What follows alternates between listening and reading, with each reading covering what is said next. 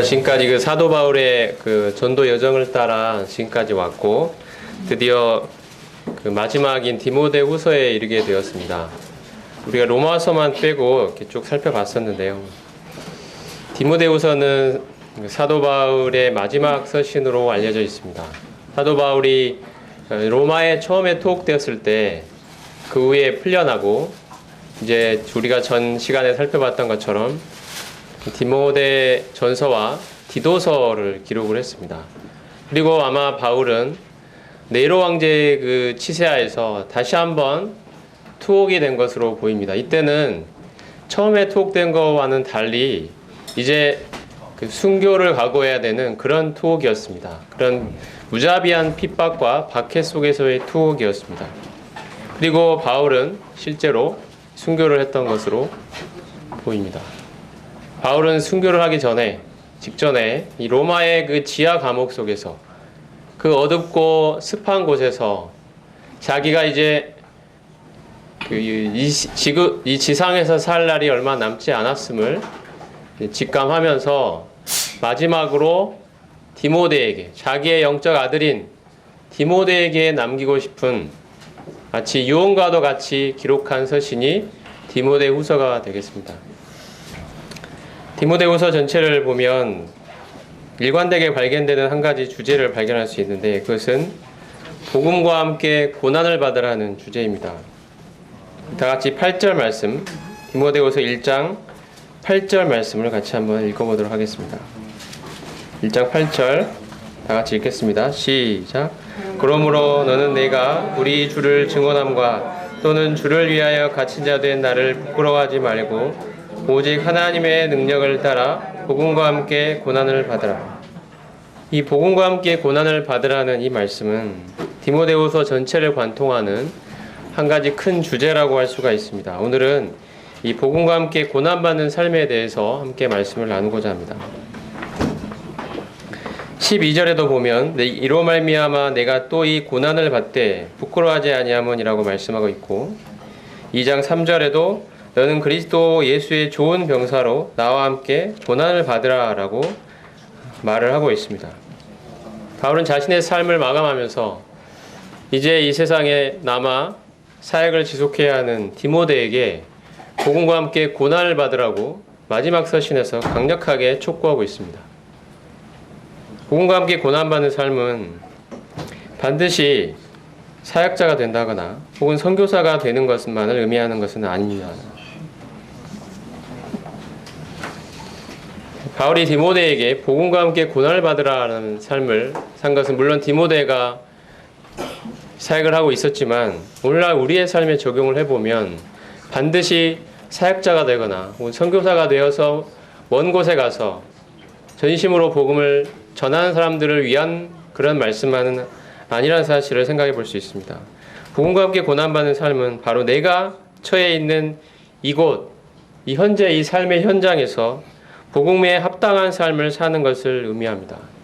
우리는 우리가 처한 이 삶의 현장, 공부를 하고 있는 학생일 수도 있고 가정주부일 수도 있고 직장생활하고 있는 사람일 수도 있고 사업을 하고 있는 사람일 수도 있고 어떠한 상황과 어떤 환경에 있든 우리의 몸이 건강하건 혹은 병들어 병원에 입원해 있건 혹은 나의 지금 우리 집안의 경제 상황이 좋건 혹은 나쁘건 우리 집안에 어떤 일이 있든 내 개인의 삶이 어떤 상황과 환경에 처해 있든지 간에 주님은 그곳에서 말씀하십니다. 복음과 함께 고난을 받으라고 주님은 우리에게 말씀하십니다. 우리는 내가 처해 있는 그곳에서 내가 공부하고 있는 동안에 직장생활을 하고 있는 동안에 상사와의 관계에서 또 동료와들 또 부하 직원들과의 관계에서 또 가정에서 청소를 하며 빨래를 하며 자녀들을 키우며 바로 있는 그 현장에서 주님과 함께 동행하면서 복음과 함께 고난받는 삶을 살도록 주님이 우리를 지금도 부르고 계십니다. 복음과 함께 고난받는 삶은 먼 데 있는 것이 결코 아닙니다. 우리의 삶의 바로 현장 그곳에 있습니다. 거기서 우리는 복음에 합당하게 살아가야 하는 책임을 가지고 있습니다. 복음을 믿으면 세상에서 잘 되고 복을 받는다는 생각은 비성경적인 생각입니다. 예를 들어서 이슬람 세계에서 주님을 믿는 사람들을 한번 생각해 보십시오. 만약에 그 사람들에게 예수님을 믿으면 세상에서 잘 되고 복을 받습니다라고 말해줄 수 있겠습니까? 그들은 예수님을 믿는다는 이유로 집에서 쫓겨나고 심지어 살해의 위협 속에 시달려야 하는 삶을 살 수밖에 없습니다. 실제로 그런 일들이 많이 일어나고 있습니다. 명예살인이라는 이유로 가족의 명예를 지키기 위해 이 개종한 이슬람 교도들을 직접 그 가족들이 찾아가서 죽이는 일들이 비일비재하게 일어나고 있습니다. 만약에 그들 가운데 한 사람이 예수님을 믿는다면 그들은 이러한 살해 위협을 각오해야 하는 것입니다. 그 사람들에게 복을 믿으면 세상에서 잘 되고 복을 받는다라고 말할 수 있을까요?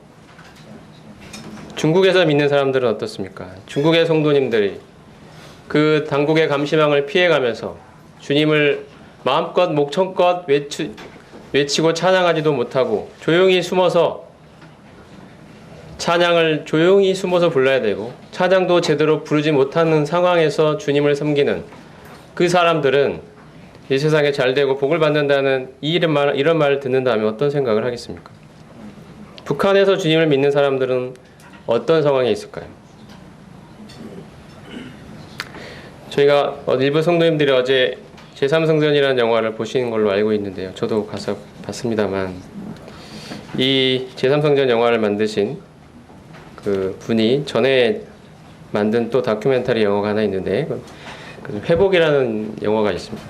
거기에는 예루살렘, 이스라엘에서 주님을 믿는 예수 그리스도를 자신의 구주로 믿는 그 메시아닉 주에 관한 이야기들이 나와 있습니다. 그 영화의 첫 장면은 그 메시아닉 주의 한 가정에 폭탄이 배달되면서 시작이 됩니다. 실제 일어난 일이었습니다. 정통파 유대인들이 그 예수님을 믿는 유대인들의 가정에 이 과자 상자로 사탕 상자로 가장을 한 폭탄을 놔두고 가서 그것을 여러 번 그 아들이 온몸이 폭탄이 다 터져가지고 만신창이가 돼서 생명의 위기 속에 들어갈 수밖에 없었던 그러한 상황들이 로 시작을 하고 있습니다. 그들이 예배를 드리러 집회를 할 때면 그 유대인들이 항상 그 예배 장소에 와서 그 입구에 앉아가지고 시위를 하고 그 사람들을 비난을 하고 그들은 항상 차를 탈 때마다 거기에 폭탄이 설치되어 있지 않는지 한 번씩 계속 점검을 해야 되는 삶을 살고 있습니다. 그 사회에서 완전히 격리되고 유리된 채로 핍박 속에 살아가고 있습니다. 그러한 사람들에 관한 이야기가 영화에 소개되어 있는데 이 복음과 함께 고난을 받는 삶에 대해서 우리는 다시 한번 생각해 볼 필요가 있다고 생각이 됩니다. 디모데후서 3장 12절 말씀에 무릇 그리스도 예수 안에서 경건하게 살고자 하는 자는 핍박을 받으리라 박해를 받으리라고 주님이 말씀하십니다. 여기서 경건하게 산다는 것은 지난 시간에 말씀드린 것처럼 하나님을 경외하며 사는 것을 말합니다. 하나님을 두려워하면서 이 하나님을 경외하며 사는 삶에는 반드시 핍박이 있다는 것입니다. 어려움이 따라온다는 것입니다. 왜냐하면 이 세상은 하나님을 경외하지 않기 때문입니다. 우리가 하나님을 경외하며 복음에 합당하게 삶을 살고자 한다면 우리의 삶에는 고난이 따를 것입니다. 크고 작은 여러 가지 다양한 형태의 고난이 반드시 따라올 것입니다. 반드시 살해 위협이나 생명의 위협이 아니라 할지라도 우리의 삶에는 여러 가지 손해를 보는 일들이 일어날 수 있습니다. 다른 친구들이 주일날 교회에 오지 않고 다 열심히 공부하고 있는 동안에 고시 공부를 하는 그리스도인이 있다고 생각해 보겠습니다. 여러 시험을 준비하는 그리스도인이 있다고 생각해 보겠습니다. 그 시간에 이곳에 와서 주님을 경배드리고 성도들과 교제하고 말씀을 배우는 이 시간에 그들은 아마 공부를 하고 있을 것입니다. 그런 시간을 희생해 가면서 우리는 이곳에 와 있습니다. 주님이 이곳에 계시고 이곳에 그리스도의 피로 구원받은 성도들이 있기 때문에 이곳에 주님을 예배하는 예배의 곳이 있기 때문에 우리는 이곳에 와서 주님을 경배하며 찬양하며 예배를 드립니다. 다른 세상 사람들은 자기 발전을 위해서 자기가 잘 되기 위해서 노력하고 있는 그 순간에 우리는 이곳에 와 있는 것입니다. 우리는 왜 그렇게 하고 있습니까? 무엇을 위해서? 이것은 한 가지 사례에 불과합니다. 이 거창한 어떤 핍박이나 박해는 아니라 할지라도 우리의 삶에는 복음에 합당하게 살아가기 위해 치러야 할 대가들이 있습니다. 우리는 이러한 대가들을 두려워하지 말고 무서워하지 말고 복음과 함께 고난을 받으라고 주님이 이 시간에 우리에게 말씀하십니다. 하나님이 우리에게 주신 것은 두려워하는 마음이 아니라고 말씀하십니다. 아까 읽었던 말씀처럼 오직 하나님의 능력을 좇아 복음과 함께 고난을 받으라. 이 8절에서 11절 말씀은 원문을 보면 한 문장으로 되어 있습니다. 그리고 8절에서 복음과 함께 고난을 받으라, 부끄러워하지 말고 고난을 받으라 라고 이야기를 하고 나서 쭉 같은 문장이 11절까지 이어지고 나서 12절에 문장이 바뀌면서 이렇게 시작합니다. 이로 말미암아, 이를 인하여, 이런 뜻입니다. 이를 인하여 내가 또 이 고난을 받되 부끄러워하지 않는다 라고 이야기합니다. 그래서 9절에서 11절 사이에는 바로 이처럼 우리가 복음을 부끄러워하지 않고 고난을 받을 수 있는 이유들이 제시가 되어 있습니다. 12절에 이 때문에라고 한 것은 바로 11절까지 해서 설명했던 그 이유들을 언급하고 있는 것입니다. 9절에서 11절 사이에는 우리가 복음과 함께 고난받을 수 있는 이유에 대해서 설명이 되어 있습니다. 우리는 어떻게 이 복음을 부끄러워하지 않고 이 세상에서 복음과 함께 고난받는 삶을 살 수 있을까요? 그 이유가 무엇이겠습니까? 먼저 9절에 보면 하나님이 우리를 구원하사 거룩하신 부르심으로 거룩하신 소명으로 부르셨다고 말씀하십니다. 먼저 하나님이 우리를 구원하셨기 때문입니다. 우리가 복음과 함께 고난받을 수 있는 이유, 그런 삶을 선택할 수 있는 이유, 그것은 바로 하나님 우리를 구원하신 그 사실로부터 기초합니다. 구원에는 세 가지 시제가 있는데 과거와 현재와 미래의 것을 생각해 볼 수 있습니다. 과거는 우리가 흔히 칭이라고 부릅니다. 이것은 죄의 형벌로부터의 구원입니다. 죄의 형벌로부터 구원받아 우리가 영원한 불못에 떨어지지 않고 의롭다함을 얻는, 재판장이신 하나님 앞에 의롭다함을 얻는 이 죄사함을 말하는 것이 바로 칭의입니다. 그리고 또 구원이 있다면 바로 현재적인 구원이 있는데 우리는 이것을 성화라고 부릅니다. 죄의 권세로부터의 구원입니다. 이것은 우리가 이 세상을 살아가면서 칭의 받은 자로서 경험해가는 그러한 형태의 구원을 가리키는 구원입니다. 성화라고도 저희가 부르죠. 그리고 미래에 찾아올 구원이 있습니다. 이것은 우리가 영화라고 부릅니다. 우리 주님이 우리를 맞으러 다시 오실 때 우리가 그분과 같은 영광의 몸으로 변화하여 공중에서 주님을 맞이하게 되는 그 영화로운 순간, 영광의 순간을 영화라고 부릅니다. 우리가 이 죄된 몸을 벗어버리고 주님이 주시는 영광의 몸을 입게 되는 그 순간입니다. 죄의 존재 자체로부터 구원받는 구원의 완성이라고 할 수 있는 그 시점이 되겠습니다. 이처럼 구원은 이렇게 다양하게 우리에게 제시되어 있습니다. 여기서 말하는 이 본문에서 하나님이 우리를 구원하셨다라고 과거로 말하는 것은 바로 그 가운데서 칭의를 일컫는 것입니다. 의롭다함을 받았다는 것입니다.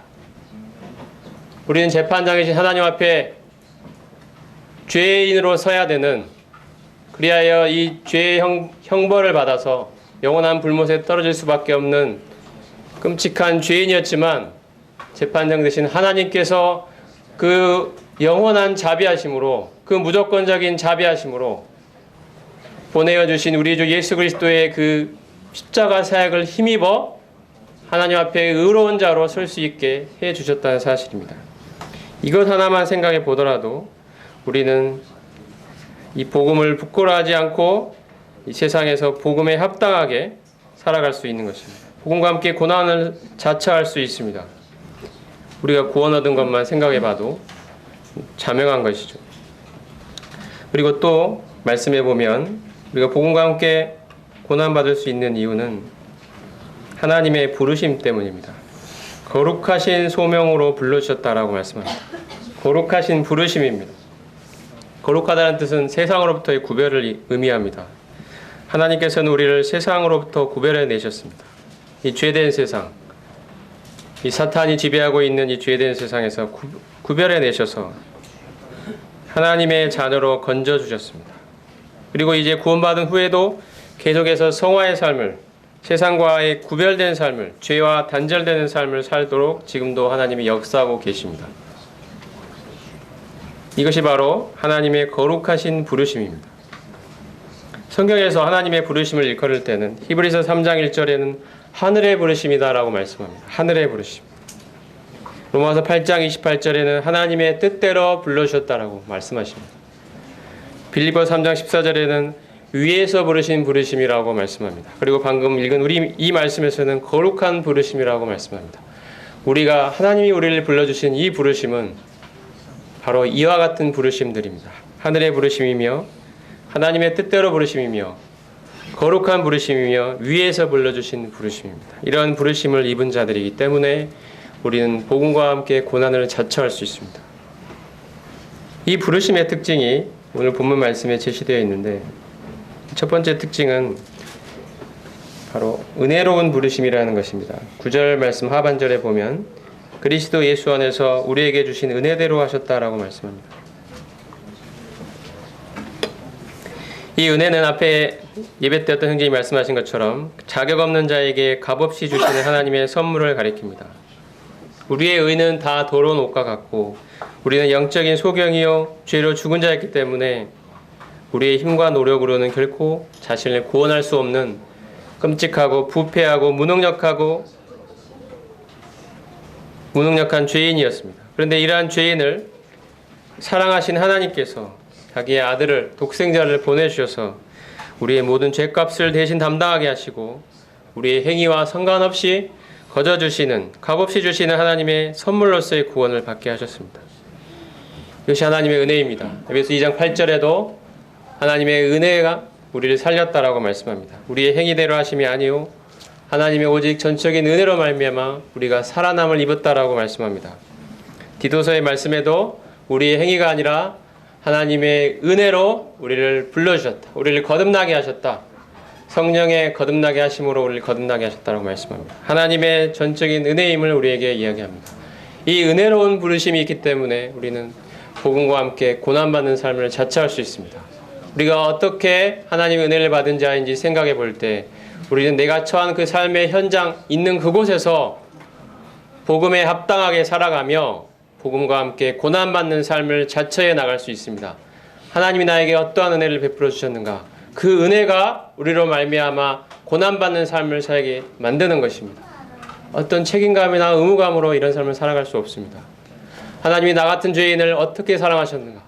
하나님이 나같이 부패하고 무능력하고 철저한 이 타락한 죄인을 어떻게 사랑하셨는가를 생각해 볼 때마다 우리는 내가 있는 그 삶의 현장에서 복음과 함께 고난받는 삶을 자처할 수 있습니다. 선택해 나갈 수 있습니다. 이것이 바로 오늘 본문에서 말씀하고 있는 우리가 고난받을 수 있는 이유입니다. 이 부르심의 특징은 또 다른 특징은 목적이 있는 부르심이라는 것입니다. 9절의 같은 말씀에서 오직 자기의 뜻과 이렇게 말씀하고 있습니다. 자기 뜻대로 불러주셨다는 것입니다. 이 부르심에는 하나님의 뜻이 있습니다. 하나님이 우리를 불러주신 이 부르심은 단순히 하늘나라로 이끌고자 하심이 아닙니다. 구원은 이 하나님의 부르심은 단순히 우리를 하늘나라에 지옥 그 뜨거운 불못이 아니라 하늘나라에 이끌고자 하시는 그것이 전부가 아닙니다. 그것은 구원이 담고 있는 그 풍성한 의미의 아주 일부에 불과합니다. 보다 더 본질적인 하나님의 부르심이 있습니다. 부르심에 담긴 하나님의 목적이 있습니다. 그것은 바로 우리를 하나님의 형상을 담는 존재로 만들고자 하시는 하나님의 부르심이 있다는 것입니다. 예수 그리스도를 닮도록 이끌어 가시는 하나님의 부르심이 있습니다. 이것이 우리를 하나님이 구원해 주신 목표요 이유입니다. 하나님의 형상이 훼손되어 있는 우리를 불러주셔서 우리로 하여금 예수 그리스도와 인격적으로 교제하게 하시고 그분의 생명을 우리 안에 허락하여 주셔서 이제 육신을 입고 있는 우리가 예수 그리스도의 형상을 닮아갈 수 있는 그분의 영광을 보면서 그분과 교제하며 그분과 사귀며 그분을 알아감으로 말미암아 하나님의 거룩과 영광에 이를 수 있는 놀라운 특권을 우리에게 허락해 주셨습니다. 우리를 변화시켜 가시는 것이 하나님의 목표입니다. 하나님의 부르심의 뜻입니다. 정말 여러 차례 이런 말씀을 드린 것 같습니다. 단순히 지옥 형벌을 면하게 하는 것이 하나님의 부르심의 목표가 아니다. 우리는 하나님의 형상을 회복하도록 부름받은 자들이다. 우리 안에서 바로 살아계신 부활하신 주님이 내 안에 살아계셔서 바로 이 일을 하고 계시다. 바로 나를 변화시켜서 나의 인격과 성품이 하나님을 닮은 자로 만들고자 하시는 것이 하나님의 우리를 불러주신 그 부르심의 위대한 목표임을 수없이 말씀드려 왔습니다. 오늘도 다시 한번 말씀을 드립니다. 이것이 하나님의 우리를 불러주신 목표입니다. 하나님의 뜻입니다. 로마서 8장 말씀을 잠깐 보겠습니다.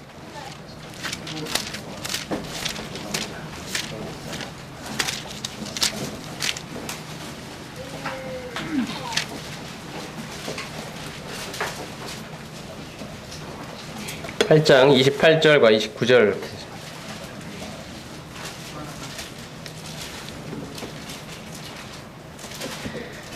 8장 28, 29절 같이 한번 읽어보겠습니다. 28절 시작. 우리가 알거니와 하나님을 사랑하는 자 곧 그의 뜻대로 부르심을 입은 자들에게 모든 것을 협력하여 선을 이루느니라. 하나님이 미리 하신 자들을 또한 그 아들의 형상을 본받게 하기 위하여 미리 정하셨으니 그로 많은 형제 중에서 맏아들이 되게 하려 하심이니라. 30절은 제가 읽어드리겠습니다. 또 미리 정하신 그들을 또한 부르시고 부르신 그들을 또한 의롭다 하시고 의롭다 하신 그들을 또한 영화롭게 하셨느니라. 8장 28절에 보면 하나님이 우리를 불러주신 부르심이 하나님의 뜻대로 불러주셨다고 말씀합니다. 여기 뜻은 하나님의 목표, 하나님의 목적을 의미합니다. 하나님이 우리를 불러주신 목적이 있다는 것입니다. 하나님 우리를 왜 불러주셨습니까? 우리를 어디에 이르도록 하시기 위해 불러주셨습니까? 우리를 지옥이 아니라 하늘나라로 가게 하시는 것이 하나님의 부르심의 목적입니까? 그렇지 않습니다. 이 말씀이 뭐라고 되어 있습니까? 29절에 보면 그 아들의 형상을 본받게 하기 위하여 우리를 예정하시고 우리를 택하시고 우리를 불러주셨다라고 말씀합니다. 아들의 형상을 본받는 것, 이것이 하나님의 우리를 불러주신 목표입니다. 우리의 마음 안에 이 더럽고 추하고 이 죄 많은 내가 이제 변화되어 그 거룩하신 하나님의 아들의 형상을 닮아가는 이 귀하고 놀라운 일이 이제 하나님이 내 안에서 일으키고 계시고 반드시 그 일을 이루실 것이라는 이 하나님의 목표가 바로 이 나의 기대가 되고 나의 바람이 되고 나의 기도 제목이 되어 계십니까? 오늘 그것을 질문드리고 싶습니다. 내가 그 뜨거운 지옥불이 아니라 하늘나라에 가게 되었으니 나는 이제 만족한다. 난 이것으로 충분하다고 생각하고 계시지 않습니까?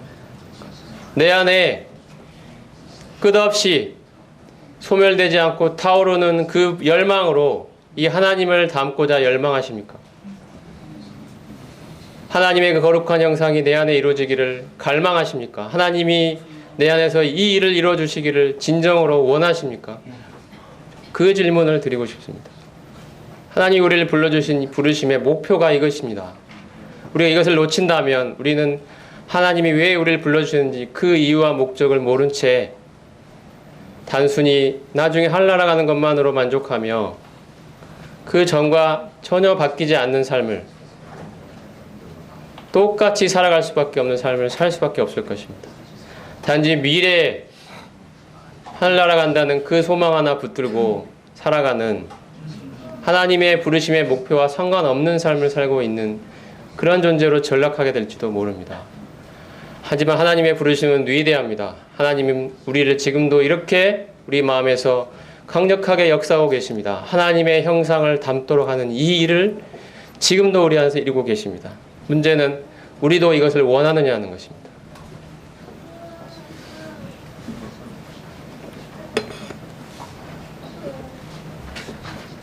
하나님의 형상을 닮아가는 예수 그리스도의 형상을 회복해가는 이 일은 하나님이 우리의 삶에 있는 그 현실, 그 상황 속에서 하나님이 나를 연단하셔서 하나님을 닮도록 인도해 가시는 하나님의 인격적인 역사입니다. 우리는 내가 처해 있는 이 상황, 이 환경, 이 어려움들이 제거되기를 원합니다. 내가 겪고 있는 이 현실이, 이 어려움들이 사라지기를 원합니다. 나의 건강의 어려움이 사라지기를 원하고, 나의 경제적인 어려움이 제거되기를 원하고, 나의 인간의 관계 속에서의 어려움이 사라지기를 원하고, 이 모든 어려움들이 단순히 제거되기를 우리는 원합니다. 근데 하나님의 관심은 거기에 있지 않습니다. 왜 그런 것들이 제거되지 않는지 아십니까? 하나님의 목표가 거기에 있지 않기 때문입니다. 하나님은 바로 우리가 변화되기를 원하시기 때문입니다. 하나님은 상황의 변화를 원하시지 않고 우리의 변화를 원하십니다. 내 자신의 변화를. 내가 예수 그리스도의 그 성품을 담는 자로 그곳에서 온전히 변화되고 있기를 원하시기 때문입니다. 예수님의 오래 참음으로 참을 수 있는 사람, 예수님의 사람 사랑하심으로 사람을 사랑해낼 수 있는 사람, 예수님의 인자하심으로 자신을 반대하는 자들까지 품어낼 수 있는 사람으로 내가 변화되기를 하나님은 원하시기 때문에 내 자존심이 상하고 내 자아가 뭉그러지는, 부서지는 그 현실을 우리에게 허락하시는 것입니다. 그곳에서 우리는 하나님의 인자하신 목표를 발견해내야 합니다. 하나님은 내가 예수 그리스도 닮는 사람으로 변화되기를 원하고 계시기 때문에 내게 그런 상황과 환경을 허락하고 계시는 것입니다. 나는 바뀌지 않고 상황만을 바뀌기를 원한다면 하나님의 목표는 이루어지지 않을 것입니다.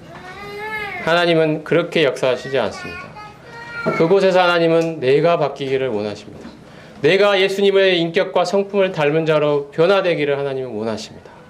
그래서 하나님이 우리를 연단하고 계십니다. 그곳에서 내 자존심을 무너뜨리고 내가 예수 그리스도와 함께 십자가에 못 박힌 자임을 선언하게 하시고 이제 자기의 죽음을 넘어서 이제 부활하신 그리스도가 내 안에 생명으로 살아계신 이 삶을 살아내기를 하나님은 원하시는 것입니다. 예수님은 지금도 살아계신 분이십니다. 그 부활 생명이 우리 안에 있습니다. 예수님이 우리의 생명으로 내 안에 계십니다. 이 예수님이 생명으로 내 안에 살아계시기 때문에 우리는 자신의 죽음을 통과해낼 수 있는 자들이 된 것입니다. 우리가 처해 있는 그 삶의 그 현실에서 우리는 복음과 함께 고난을 받아야 됩니다. 자기의 죽음을 경험해 나가야 합니다. 그로 말미암아 살아남을 경험해야 합니다. 부활의 주님이 내 안에 역사하시는 것을 경험할 수 있어야 됩니다. 그것을 위해서 하나님 우리를 불러주셨습니다. 이로부터 바로 하나님의 형상을 담는 길이 시작됩니다. 우리는 진정으로 하나님의 형상을 담기를 원하고 있습니까? 세상이 나를 중심으로 돌아가기를 원하고 있습니까? 하나님이 나의 소원과 뜻대로 움직여주기를 원하고 있습니까? 내 마음과 내 생각과 내 계획대로 하나님이 나를 도와주기를 원하고 계십니까? 때로 그렇지 않아 마음이 속상하고 답답하고 억울하고 하지는 않고 있습니까? 하나님의 목표와 부르심은 나의 생각과 다릅니다. 하나님은 내가 변화되어 예수 그리스도의 형상을 회복하는 자로 변화되기를 하나님 지금도 그것을 위해 역사하고 계십니다. 우리 스스로도 그걸 원하게 되기를 바랍니다. 사도 바울은 다시 디모데후서로 오셔서 우리의 부르심이 바로 이 하나님의 뜻대로 불러주신 부르심이라는 사실을 말하고 있습니다. 우리의 마음의 소원도 바로 이와 같은 하나님의 뜻같이 되기를 원합니다. 바울이 고백했던 것처럼 바울이 빌립보서 3장에서 고백을 했었죠. 내가 그리스도와 그 부활의 권능과 그 고난에 참여함을 알고자 하여 그의 죽으심을 본받아 어떻게 해서든지 죽은 자 가운데서 부활에 이르려 하노니. 이것이 바울이 살아가는 삶의 자세였습니다. 그가 살아가는 삶의 이유와 목표와 근거였습니다. 그가 왜 이 인생을 살아가는지 그의 삶을 움직였던 원동력이었습니다. 그것은 바로 그리스도의 부활에, 그 예수 그리스도의 부활에 참여한 자가 되기를 원했고 그것을 위하여 그리스도의 고난을 통과하기를 원했습니다. 복음과 함께 고난받는 삶은 바로 이러한 삶을 의미합니다.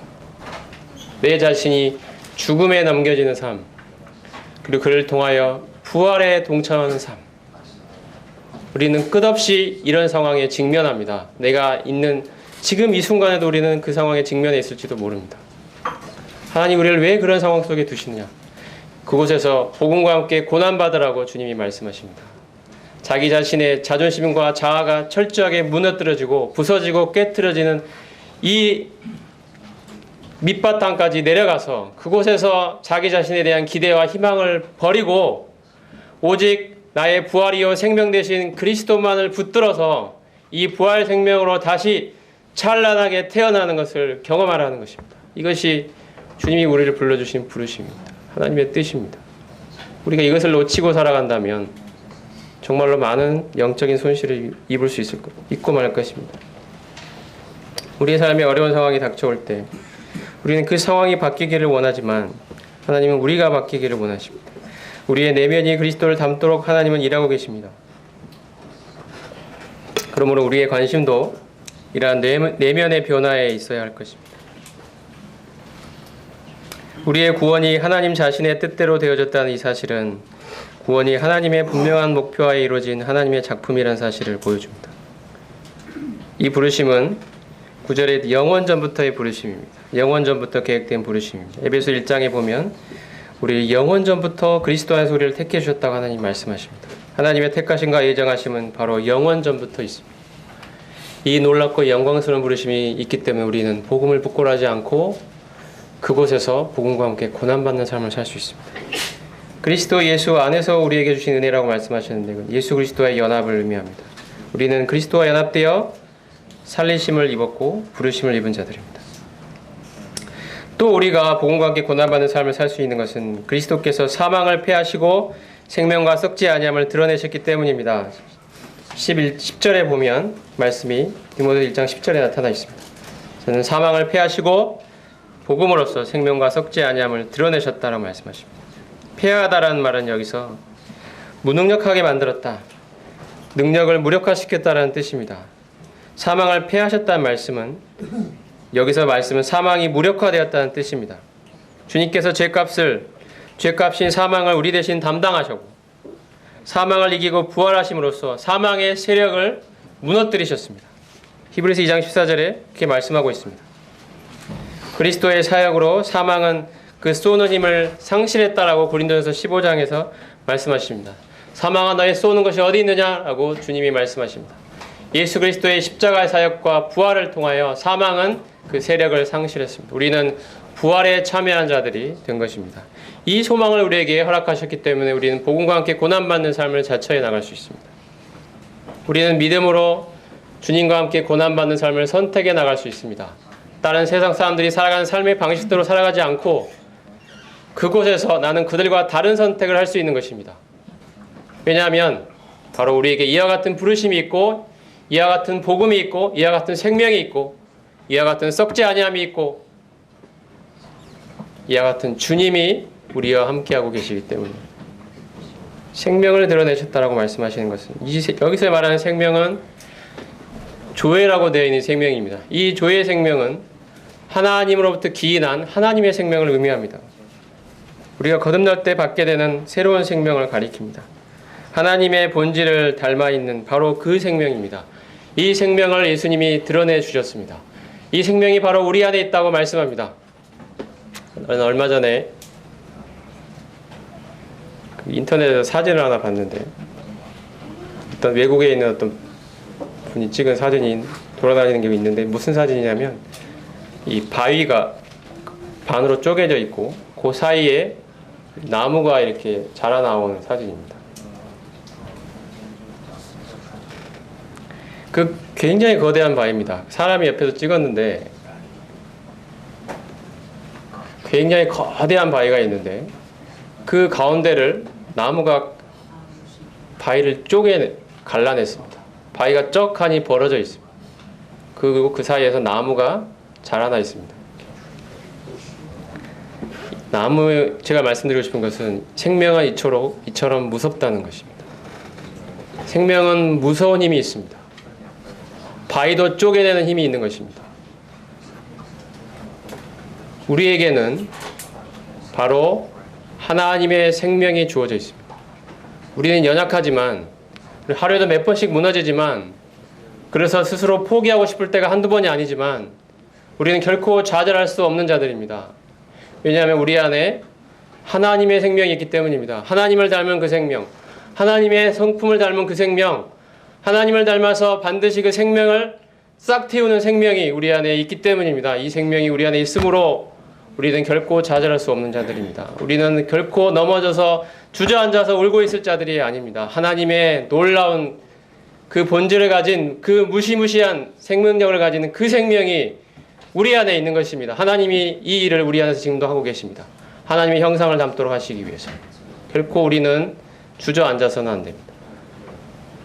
포기하고 주저앉는 것은 바로 하나님께 대한 불신을 의미하는 것입니다. 하나님 우리 안에 자신의 생명을 허락해 하셨습니다. 우리로 하나님 닮은 일을 마침내 이뤄내겠다는 그 표시로 우리에게 주신 것입니다. 이 생명을 예수님이 복음으로써 드러내 주셨습니다. 그러니 우리가 복음을 부끄러워하지 할 수 있겠습니까? 복음과 함께 고난받는 삶을 자처할 수 있습니다. 썩지 아니할 것을 드러내셨다고 말씀합니다. 생명과 썩지 아니할 이 부활의 소망을 가리킵니다.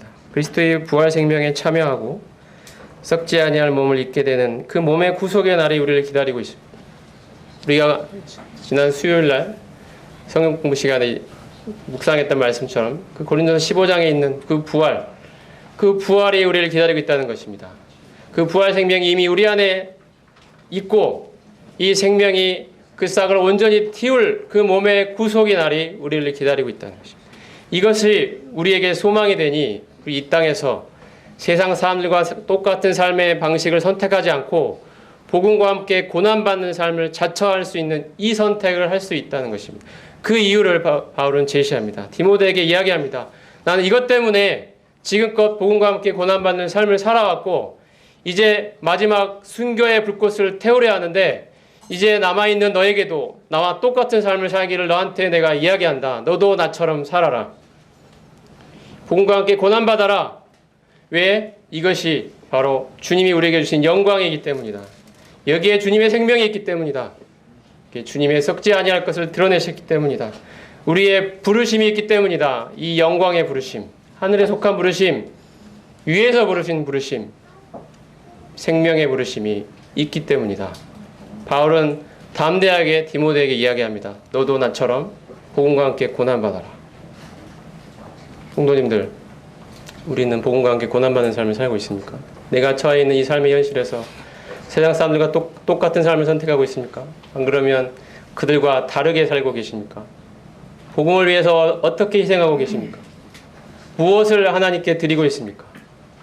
내가 처해 있는 그 상황과 현실 속에서 내 자신을 죽음에 넘겨주고 계십니까? 그를 통하여 부활의 생명에 동참하고 계십니까?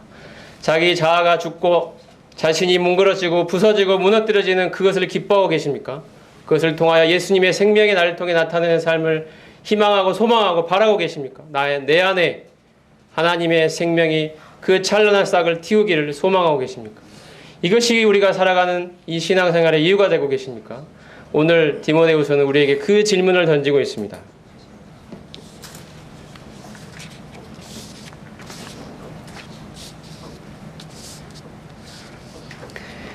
복음과 함께 고난받는 자세에 대해서 디모데후서는 여러 가지 말씀을 하고 있습니다.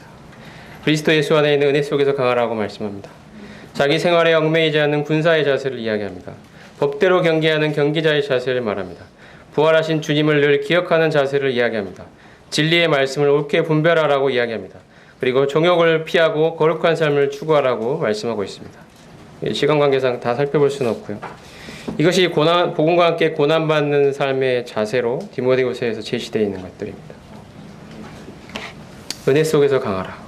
우리가 진정 강할 수 있는 것은 우리의 어떠함이나 우리의 결심이나 우리의 노력, 우리가 이룬 성과에 있는 것이 아니라 바로 흔들림 없는 강함은 오직 주님의 은혜로부터 나온다라고 말씀합니다. 주님의 은혜를 충분히 누리면서 그 안에 잠겨 있을 때 그 은혜의 풍성한 생수를 마시며 우리는 강건해질 수 있습니다. 우리의 진정한 강함은, 흔들림 없는 강함은 그 외부에 있는 것이 아니고 우리 내면이 그리스도 예수의 은혜로 가득 잠겨 있을 때 가능한 것입니다. 우리가 이 삶에 힘써야 된다고 생각합니다. 마지막으로 복음과 함께 고난받는 삶에 대한 보상에 대해서 살펴보겠습니다. 2장 11절에서는 부활 생명의 능력을 경험하게 된다고 말씀합니다. 2장 11절 보겠습니다. 미쁘다 이 말이여 우리가 주와 함께 죽었으면 또한 함께 살 것이요 참으면 또한 함께 왕노릇할 것이요 이렇게 말씀합니다.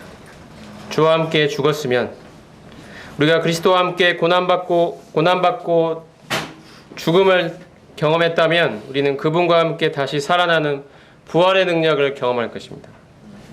우리는 이미 그리스도와 함께 죽은 자들입니다. 이 사실을 깨닫고 삶의 현장에서 적용해 나갈 때 우리는 부활 생명의 능력을 경험하게 될 것입니다. 이것이 바로 바울이 원했던, 내가 예수의 죽음을 몸에 짊어짐은 예수의 생명이 이 죽을 육체에 나타나게 하려 함이라는 이 고린도후서의 바울의 고백과 같은 삶을 의미하는 것입니다. 우리가 복음과 함께 고난받는다면 방금 읽은 말씀처럼 우리는 그리스도와 함께 왕노릇하게 될 것입니다. 그리스도와 함께 고난받는 삶은 우리가 미래의 천년왕국에서의 왕노릇으로 보상받을 것입니다. 우리는 그리스도의 신부로서 천년왕국에서 그분과 함께 다스리게 될 것입니다. 그분과 함께 이 땅에서 다스리는 삶, 그 위치에 우리는 있게 될 것입니다. 하나님이 그리스도의 신부인 교회에게 주시는 놀라운 특권입니다. 보상입니다. 그리스도와 함께 왕노릇하는 삶, 이 삶이 우리를 기다리고 있습니다. 마지막으로 4장 7절을 보겠습니다. 4장 7절. 바울의 마지막 이야기입니다. 나는 선한 싸움을 싸우고 나의 달려갈 길을 마치고 믿음을 지켰으니 이제 후로는 나를 위하여 의의 면류관이 예비되어 있으므로 주 곧 의로우신 재판장이 그날에 내게 주실 것이며 내게만 아니라 주의 나타나심을 사모하는 모든 자에게 도니라. 복음과 함께 고난받는 삶의 끝에는 그리스도께서 주시는 의의 면류관이 기다리고 있습니다. 이 의의 면류관은 주님께서 재림하실 때 우리의 몸이 영화롭게 부활하고 우리가 의롭다 칭함을 받을 때 받게 된 신분적인 의로움이 실제적인 의로움과 일치가 되는 그 경험을 말하는 것입니다. 우리가 영화라고 불렀던 그 경험입니다. 그 의의가 완전히 완성되는 그 날입니다. 우리가 의롭다함을 받을 때 받았던 이 신분적인 의로움이 실제의 의로움으로 완전히 일치가 되는 바로 그것입니다. 의의 완성입니다. 의의 면류관이 우리에게 주어질 것입니다. 우리는 실제로 주님을 닮아 완전히 의로운 자가 되는 것입니다. 의의 면류관이 우리에게 주어질 것입니다. 이날에 우리는 그리스도로부터 의의 면류관을 받게 되는 것입니다. 이 날이라고 된 것은 그 날에 내게 주실 것이며, 그 날은 바로 그리스도의 심판대를 가리킵니다. 폐마라고 되어 있는 그리스도의 심판대. 요한계시록의 24장로가 쓰고 있는 이 면류관, 주님께서 주시는 그 의의 면류관, 주의 나타나심을 사모하는 모든 자에게 주실 의의 면류관이 우리를 기다리고 있습니다. 그 영광의 날이 우리를 기다리고 있습니다. 우리가 이 땅을 살아가면서 여러 가지 어려움들을 겪지만 이 면류관을 소망하는 것은 이기적인 것이 아닙니다. 이것은 성경적인 것입니다. 하나님이 우리에게 약속하신 것입니다. 이 영광의 날이 우리를 기다리고 있다는 것입니다. 이것이 우리에게 소망이 되고 동기가 되기를 원합니다. 내가 이 땅에 속한 이곳 삶의 현장에서 그리스도와 함께, 복음과 함께 고난받는 삶을 선택할 수 있는 동기가 되기를 원합니다. 주님이 주실 그의 의의 면류관이 나에게 기다리고 있다. 나는 그리스도와 함께 왕노릇할 자이다. 나는 이 땅에서도 부활 생명의 능력을 경험하며 살아갈 수 있는 자로 부름받았다. 이 사실이 우리로 하여금 복음과 함께 이곳 바로 이 시점에 우리로 하여금 복음과 함께 고난받는 삶을 살도록 결심하게 만드는 원동력이 되게 하시기를 주님의 이름으로 소망합니다. 기도하겠습니다.